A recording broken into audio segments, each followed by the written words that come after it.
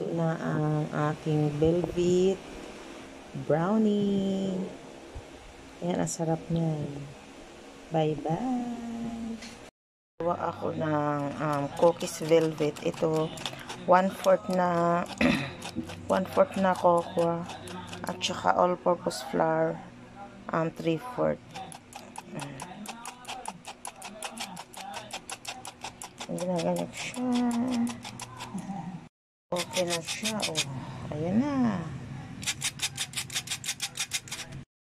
Umpisahan ko na ang aking velvet brownies.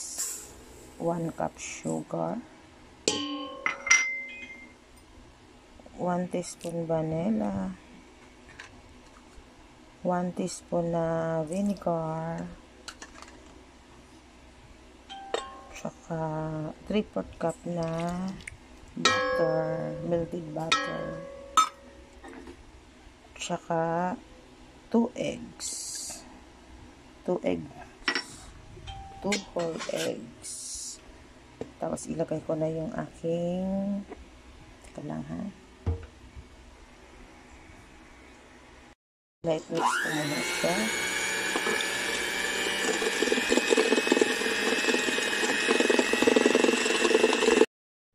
Ilagay ko na yung mix na flour at saka cocoa. Mix lang siya until blend. Ito yung ilalagay ko, red na food color. Mga 1 teaspoon lang siya. Ayan na siya, red na siya. Inilagay ko na siya sa bake pan. Ang gagawin ko naman ay cream cheese para dito ilagay ko sa top. Nagawa naman ako ngayon ng cream cheese. Ayan, isang bar yan, 225 grams. Tapos 1/4 na white sugar.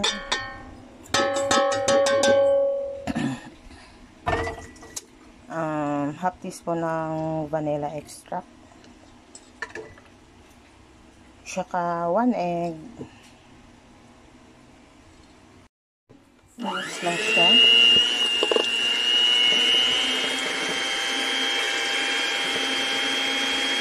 Ang aking cream cheese, ilalagay ko na siya sa top ng ginawa ko kanina.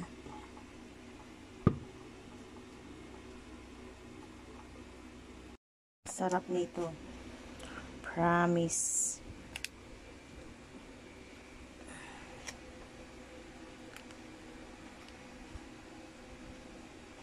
Kanina, ilalagay ko siya sa top. Ilagay ko lang siyang ganyan. Mamaya ikakalat ko siya. Kalat lang siyang ganyan na para ka naglalaro. Ayan. Para lang siya magkaroon ng design. O diba? Para ka lang naglalaro. Gumanda na siya sa ibabaw. Para magkaroon lang siya ng buhay bago ko siya i-bake. O diba? Ang aking velvet. Sa air fryer ko lang siya ilolotsa. Ayan na siya. Bawasan natin ng gawin natin 140 lang. Kahit yan 100 para hindi siya mabibigla na pagkaluto. Ayan na siya. Ow. Ito na ang aking velvet brownie. Ayan, ang sarap niyan. Bye-bye!